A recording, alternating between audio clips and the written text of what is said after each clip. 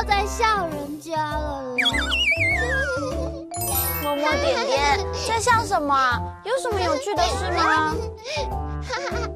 彤彤姐姐，我跟你说，今天老师上课的时候，老师问我们大家有问题吗？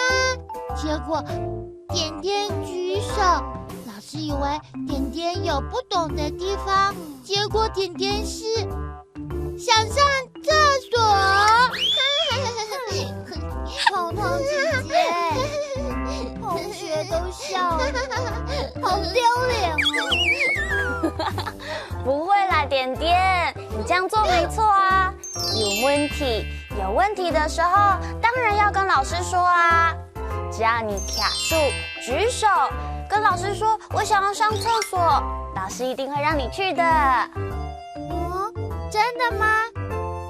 彤彤姐姐，那这样以后我想要早点下课，也可以卡住跟老师说吗？当然不可以啊。我开玩笑的。诶，那我再考考你们哦。如果去学校一早看到老师，要跟老师说什么呢？老师早。没错，老师早就是醒桑奏。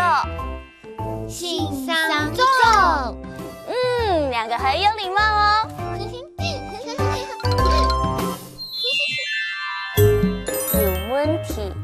有问题，有问题。点点，今天在学校上课的内容有问题吗？没问题。点点好聪明哦。有问题要赶快问老师哦。好。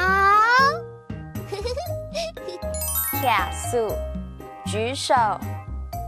卡数，举手。点点，上课要说话的时候要先卡数。好棒哦，点点！谢谢彤彤姐姐的夸奖。